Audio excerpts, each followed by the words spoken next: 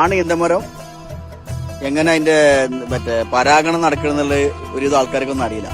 അപ്പൊ അതിന്റെ പൂവെടുത്ത് വെക്കണം എങ്ങനെയെന്നുള്ളത് ആർക്കും അറിയില്ല. കുറച്ച് ആൾക്കാർക്ക്, ചില ആൾക്കാർക്ക് അറിയാം, ഇല്ല അറിയാത്തവർക്ക് വേണ്ടിട്ടാ. ഇതാണ് ആണ് ഈത്തപ്പഴം, ഈത്തമട്ട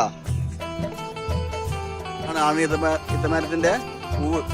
കണ്ടാ കണ്ടില്ലേ? ഇതാണ് പെണ്ണ് ഈന്തമരം. കണ്ടില്ലേ? അതിന്റെ പൂവ് കണ്ടില്ല നിങ്ങള്? ഇതാണ് പെണ്ണ് ഈന്തമരം. കണ്ടാ? നമ്മളതിന് ആണ് ഈത്തപ്പഴത്തിന്റെ പിന്നെ കൊല വെട്ടിയെടുക്കണം. ആ കൊല വെട്ടിയെടുത്തിട്ട് നമുക്ക് പണിയുണ്ട്. അപ്പൊ നമ്മളെന്ത് അതിന്റെ കൊല വെട്ടിയെടുത്തിട്ടുണ്ട്. ആ ആണ് ഈത്തപ്പഴത്തിന്റെ മരത്തിന്റെ കൊല. ഇതാ ഇനി ഞാൻ ഇത് കാണിച്ചു തരാം. കണ്ടല്ലേ? ഇതിന് പൊട്ടി വരും ആയിക്കഴിഞ്ഞാൽ.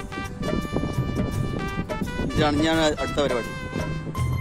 അപ്പൊ നമുക്ക് ഈത്തപ്പഴത്തിന്റെ അത് വെട്ടിയെടുത്തിട്ടുണ്ടോ ഇതേമാതിരി അതിനുള്ളിൽ നിന്ന് പൊളിച്ചെടുക്കുക. എന്നിട്ട് എന്ത് ചെയ്യാ, ഇന്ന് ഒരു 3-4 കണക്കിനനുസരിച്ച് എന്ത് ചെയ്യാ, ഇങ്ങനെ ഇരിഞ്ഞെടുക്കുക.